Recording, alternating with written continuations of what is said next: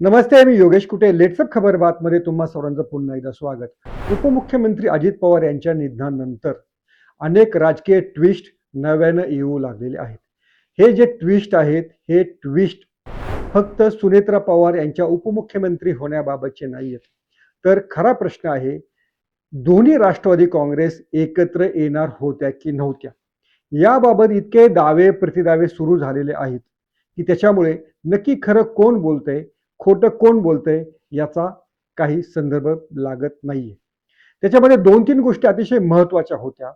एक तर अशा विलिनीकरणाची चर्चा खुद्द अजित पवार यांनी सुरू केलेली होती. हे जे राष्ट्रवादी काँग्रेस शरद पवार पक्षाचं म्हणणं आहे, ते अजित पवार यांच्या मृत्यूनंतरच का पुढे आलं, हा अनेकांना प्रश्न पडलेला आहे. दुसरी गोष्ट अशी आहे, जो एक व्हिडिओ या विलिनीकरणाच्या संदर्भातला म्हणून सांगितला जात आहे, तो 22 जानेवारी 2026 रोजी बारामती या ठिकाणचा आहे. या व्हिडिओमध्ये खुद्द शरद पवार दिसत आहेत. अजित पवार याशिवाय जयंत पाटील, अमोल कोल्हे, रोहित पवार अशी नेते मंडळी, शशिकांत शिंदे अशी नेते मंडळी दिसत आहेत. ही जर विलिनीकरणाची चर्चा होती, याच्यामध्ये सर्व प्रमुख नेते बसलेले होते. मग या व्हिडिओमध्ये अजित पवार यांच्या पक्षाचे खुद्द अजित पवार हेच का, असा देखील प्रश्न या निमित्तानं पुढे येतो आहे. तिसरी अशी गोष्ट आहे, हे जर विलिनीकरण करायचं होतं, मग ते महापालिका किंवा जिल्हा परिषद यांच्या निवडणुकांच्या आधी का नाही पार पडलं, ज्याच्यामुळं दोन्ही पक्षाचे कार्यकर्ते हे एकत्रितरित्या पुढे निवडणुकीला सामोरे जाऊ शकले असते. यामधला आणखीन एक गौप्यस्फोट असा आहे, आता तो नव्यानं पुन्हा करण्यात आलेला आहे, की सुप्रिया सुळे यांना केंद्रात मंत्रिपद देण्याचं ठरलेलं होतं. याशिवाय जयंत पाटील यांना देखील राज्यामध्ये मोठ्या खात्याच्या मंत्रिपदाची धुरा मिळणार होती. आणि हे सगळं घडत असताना जे केंद्रामध्ये सत्तेवरती आहेत, ज्यांच्या नेतृत्वाखाली सरकार सुरू आहे केंद्रात आणि राज्यात, त्या पक्षाचे नेते मात्र या संपूर्ण बाबतीत अंधारामध्ये होते. असं कसं काय असू शकेल? म्हणजे नक्की खरं कोण बोलतंय? मुख्यमंत्री देवेंद्र फडणवीस हे खरं बोलतायत की शरद पवार हे खरं बोलतायत? कारण याच्या आधी देखील अशा चर्चा झालेल्या होत्या. भाजप आणि राष्ट्रवादी एकत्रित येण्याचं ठरलेलं होतं. 2017 मध्ये तर अशा बैठका होऊन पालकमंत्री देखील करण्याचं या पक्षांनी निश्चित केलेलं होतं. असं 2019 नंतर सांगण्यात आलं. पण असं त्याला म्हणतात की तेव्हा शरद पवार यांनी शिवसेनेला तुम्ही सत्तेतून बाहेर काढा, आपण राष्ट्रवादी आणि भाजप हे दोघेच एकत्र सरकारमध्ये राहू, अशी त्यांची ती अट होती. ती अट अर्थात भाजपने मान्य केली नाही. त्यामुळं तेव्हा भाजप आणि राष्ट्रवादी एकत्रित सत्तेत येण्याचा प्रयत्न तेव्हा फसला. नंतरचा प्रयोग तुम्हाला माहिती आहे की 2019 मध्ये देवेंद्र फडणवीस असं म्हणतायत की शरद पवार यांच्या सांगण्यावरूनच अजित पवार यांनी उपमुख्यमंत्री पदाची माझ्यासोबत शपथ घेतलेली होती. खुद्द शरद पवार असं म्हणतायत की असं काहीही ठरलेलं नव्हतं, आम्ही फक्त चर्चा करत होतो, पण याचा अर्थ आम्ही भाजप बरोबर सत्तेत जाऊ असं काहीही ठरलेलं नव्हतं. मग आता भाजप बरोबर सत्तेत जाण्याचं राष्ट्रवादी काँग्रेस शरद पवार पक्षाने का ठरवलं? ज्या मुद्द्यावरून अजित पवार हे शरद पवार यांच्यापासून वेगळे झाले, तो मुद्दा आजही कायम आहे. धर्मांध असलेल्या भाजप बरोबर सत्तेत आहेत.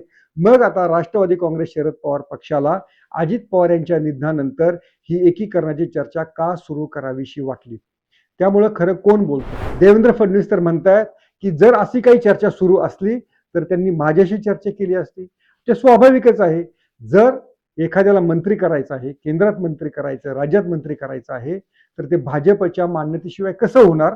मग या सगळ्या चर्चेबाबत भाजपचे नेते अंधारात का होते? त्यामुळं या प्रकरणामधला जो काही गौप्यस्फोट आहे किंवा जे काही दावे केले जात आहेत, त्याच्यामध्ये तथ्य किती, हाच खरा प्रश्न आहे. आता याच्या पुढची पण गोष्ट अशी होती की सुप्रिया सुळे यांना केंद्रात राज्यमंत्रीपद देण्यासोबतच अमोल कोल्हे हे दोन्ही राष्ट्रवादी काँग्रेस एकत्र आल्यानंतर त्या पक्षाचे नवे प्रदेशाध्यक्ष होणार होते. म्हणजे आताचे अजित पवार यांच्या पक्षाचे सुनील तटकरे, शरद पवार यांच्या पक्षाचे शशिकांत शिंदे या दोघांची प्रदेशाध्यक्ष हे पद जाऊन त्यांच्या जागी अमोल कोल्हे यांना संधी मिळणार होती. पण प्रत्यक्षात तसं चर्चा झाली, पण गाडी पुढे गेली होती का? आणि एनडीए मध्ये भाजपनं शरद पवारांना घेण्यासाठी मान्यता दिली होती का? याच्यावर कोणीच काही बोलत नाही. अजित पवार भले बोलले असतील, पण खरोखरीच अशी चर्चा भाजपच्या नेत्यांपर्यंत गेली होती का? याचं उत्तर अजूनही अंधारात आहे. त्यामुळं शरद पवार पक्षाचे नेते खरं बोलतायत की भाजपचे नेते खोटं बोलतायत, याचं उत्तर आता आपल्याला मिळणं अवघड झालेलं आहे. राजकारणामधलं खरं आणि खोटं हे काहीच नसतं. तुम्ही म्हणाल का? तर राजकीय नेते हे सोयीचं बोलत असतात. या प्रकरणात देखील हे सोयीचंच बोलणं दोन्ही बाजून सूर असावं असं मला वाटतंय. कारण अजित पवार गेल्यानंतरच एकदम इमोशनल इश्यू की जणू काय अजित पवारांचंच एकीकरणाचं विलिनीकरणाचं स्वप्न होतं असं शरद पवार पक्षाचे नेते सांगू लागलेले आहेत. मग ज्या अजित पवारांना तुम्ही भाजपशी सलगी केलं म्हणून सोडलं, त्या अजित पवारांनी तर भाजपशी सलगी सोडलेली नव्हती. मग तुम्हाला तो मुद्दा 2 वर्षापूर्वीचा, 2.5 वर्षापूर्वीचा आता आठवत नाही का?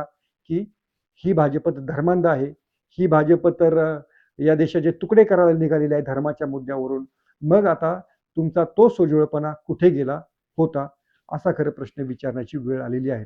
आणि जर अशी चर्चा सुरू होती, तर आता असं भाजपच्या नेत्यांना विचारायला हवं, तेच शरद पवार तुम्हाला जाती-जातींमध्ये भांडणं लावणारे वाटत होते. तेच रोहित पवार तुम्हाला अडचणीचे वाटत होते. तेच जयंत पाटील तुम्हाला लॉटरी घोटाळ्यातील एक आरोपी वाटत होते. मग भाजपच्या नेत्यांचं ते सोहळं कुठे गेलं? त्यामुळं राजकारणातले दावे प्रतिदावे असे सुरू असतात. हे दोन्ही मंडळी, या दोन्ही पक्षातली मंडळी खरं किंवा खोटं बोलत नाहीत, तर ते सोयीचं बोलतायत हाच त्याचा अर्थ. असेच पुढचे काही आणखीन गौप्यस्फोट पुढच्या काळात होत राहतील. त्याचा लेखाजोखा आपण घेत राहू. पाहत राहा लेट्स मराठी.